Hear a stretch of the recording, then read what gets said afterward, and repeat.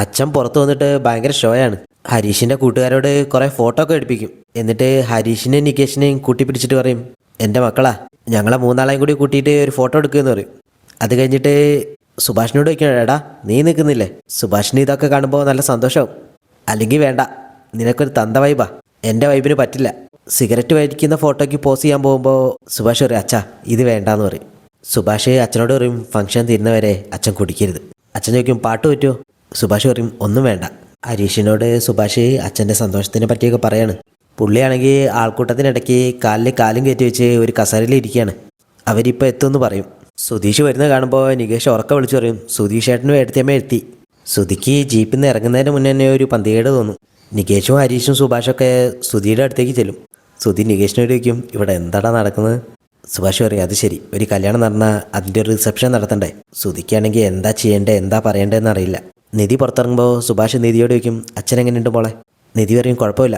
നിധി ബോർഡൊക്കെ കണ്ടിട്ട് ഞെട്ടിയിട്ട് സുധിയോട് ചോദിക്കും, അതെന്താ അത്? സുധി പറയും, അറിയില്ല. സുഭാഷ് പറയും, നിങ്ങൾ അറിഞ്ഞിട്ടാണ് വരുന്നതെന്നാണ് ഞാൻ വിചാരിച്ചത്. ഇവൻ പറഞ്ഞില്ല അല്ലേ? നികേഷ് പറയും, കലക്കില്ലേ, സർപ്രൈസ് കലക്കില്ലേ? നിധിക്കാകെ കൂടെ സങ്കടമൊക്കെ വരും. നിധിയോട് സുധി പറയും, നീ റൂമിലേക്ക് പോയിക്കോ, ഞാൻ അങ്ങോട്ട് വരാമെന്ന് പറയും. നിധി പോയി കഴിയുമ്പോൾ സുധി നികേഷിനോട് ചോദിക്കും, എന്ത് കോപ്പാടാ നീ കാണിച്ചു വെച്ചിരിക്കുന്നത്? സുഭാഷ് നാട്ടുകാർ ഇങ്ങനെയൊക്കെ പറയുന്നതുകൊണ്ടാണ് ഇതൊക്കെ ചെയ്തതെന്ന് പറയും. സുധി പറയും, എന്നോടൊരു വാക്ക് പറയണ്ടേ? ഹരീഷ് പറയും, നികേഷ് പറഞ്ഞെന്നാണ് ഞാൻ കരുതിയത്. അവൻ പറഞ്ഞുകൊണ്ടിരിക്കുമ്പോൾ കട്ട് ചെയ്യുന്നത് എന്തിനാ? ഞങ്ങളൊന്നും അറിയാതെ ഒരു കല്യാണം കഴിച്ച് ഞങ്ങൾക്ക് സർപ്രൈസ് തരാമെങ്കിൽ ഞങ്ങൾക്ക് ഇതുപോലെ ഒരു സർപ്രൈസ് തിരിച്ചു തന്നൂടെ? സുധിക്കാണെങ്കിൽ ഇതിനൊന്നും മറുപടി ഉണ്ടാവില്ല.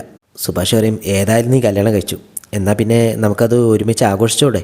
നീ സന്തോഷിക്കുന്നു കരുതി ചെയ്തതാ, അതിന് നീ എന്തിനെങ്ങനെ ദേഷ്യപ്പെടുന്നത്? ഹരീഷ് പറയും, ഇയാളൊരിക്കലും ഞങ്ങളെക്കുറിച്ച് ചിന്തിക്കാറില്ല, ഞങ്ങളെ ഇയാളെക്കുറിച്ച് മാത്രം ചിന്തിച്ചിട്ടാ ഇതൊക്കെ ചെയ്തത്. നികേഷ് പറയും, ഇനി റിസപ്ഷന് നല്ല ഡ്രസ്സ് ഇല്ലാഞ്ഞിട്ടാണെങ്കിൽ വിഷമിക്കണ്ട, സൂപ്പർ കോട്ടും പാൻറ്റും ഒക്കെ ഞങ്ങൾ വാങ്ങിച്ചു വെച്ചിട്ടുണ്ട്. സുധി ഇങ്ങനെ മനസ്സ് പറയും, ഈശ്വര, ഇവർ ചെയ്തതൊക്കെ നല്ലതാ. നിധി കൂടി സമ്മതിച്ചിട്ടാണെങ്കിൽ ഇന്നത്തെ ദിവസം തകർക്കായിരുന്നു. അവളോട് ഇനി എന്ത് പറയും? നിധിയാണെങ്കിൽ അവിടെ വന്നിട്ട് ഇങ്ങനെ കരഞ്ഞുകൊണ്ടിരിക്കുകയാണ്. സുധി ഹരീഷും കൂടെ അങ്ങോട്ടും ഇങ്ങോട്ടും ഓരോന്ന് പറഞ്ഞ് തർക്കിക്കുകയാണ്. സുഭാഷ് സുധിയോട് ചോദിക്കുന്നുണ്ട്, ഇതൊന്നൊരു നല്ല കാര്യമല്ലേ? നിങ്ങൾക്ക് വേണ്ടിയിട്ടല്ലേ ഇതൊക്കെ ചെയ്യുന്നത്? സുധി അപ്പോൾ ഓരോ കാര്യങ്ങൾ പറഞ്ഞിട്ട് ഇവരെ കൺവിൻസ് ചെയ്യാൻ നോക്കുകയാണ്. നിധി അങ്ങോട്ട് വരുമ്പോൾ സുഭാഷ് പോയിട്ട് നിധിയോട് സംസാരിക്കുകയാണ്. നിങ്ങൾക്കൊരു ബുദ്ധിമുട്ടില്ലാതിരിക്കാനാണ് ഞങ്ങൾ ഇതൊക്കെ ചെയ്യുന്നത്. പിന്നെ അച്ഛൻ്റെ കാര്യങ്ങളൊന്നും ഞങ്ങൾക്ക് അറിയില്ലായിരുന്നു എന്നൊക്കെ പറയും. ഇപ്പോൾ കുഴപ്പമൊന്നുമില്ലല്ലോ എന്ന് ചോദിക്കുമ്പോൾ നിധി പറയില്ല, ഇടത്ത് ഈ വീഡിയോ അയച്ചായിരുന്നിരുന്നു, 2 ദിവസത്തിനുള്ളിൽ വീട്ടിലേക്ക് തിരിച്ചു പോവാം. അതും പറഞ്ഞ് നിധി റൂമിലേക്ക് പോവാണ്. പാട്ട് കേൾക്കുമ്പോൾ സുധിക്ക് ദേഷ്യം വരും. സുധി പറയും, ആ പാട്ടൊന്ന് നിർത്താൻ പറയടാ. സുഭാഷ് പറയും, എല്ലാവരും എത്തിയിട്ടുണ്ട്, ഇനി അവരോടൊക്കെ എന്താടാ നമ്മൾ പറയുക? സുധി വയ്ക്കും, നിങ്ങൾക്ക് വിവരമില്ലേ സുഭാഷ് ഏട്ടാ, തോന്നും പോലെ ഓരോന്ന് ചെയ്തു കൂട്ടിയിട്ട് ഇതിപ്പോൾ നിങ്ങളുടെ ഓരോ വട്ടം കിറുക്കും എൻ്റെ ജീവിതത്തിലേക്ക് കൊണ്ടുവരുന്നത് എന്തിനാ? ഇതൊക്കെ കേൾക്കുമ്പോൾ ഹരീഷിന് ദേഷ്യം വരും. ഹരീഷ് പറയും, മൂത്ത ചേട്ടൻ ഇവിടെ നിൽക്കുമ്പോൾ കല്യാണം കുറിച്ച് കൊണ്ടുവന്ന നിങ്ങൾക്ക് വേണ്ടി ഇതൊക്കെ ചെയ്യുന്ന ഞങ്ങളൊക്കെ കഴുതകളാ. നാട്ടുകാരുടെ ചോദ്യവും പരിഹാസമൊക്കെ ഏൽക്കേണ്ടി വന്നത് ഞങ്ങൾക്കാ. നിസാര ചെലവാ നടത്തിയെന്നാ വിചാരം? സുഭാഷ് ഏട്ട ആരോടൊക്കെ കടം വാങ്ങിയെന്നറിയോ? ഹരീഷ് ഓരോ കാര്യങ്ങൾ എണ്ണി പറയുമ്പോൾ സുധിക്ക് അതിനൊന്നും മറുപടി ഉണ്ടാവില്ല. പണ്ടേ നിങ്ങൾ സ്വാർത്ഥന, സ്വന്തം താല്പര്യം മാത്രമേ നോക്കൂ.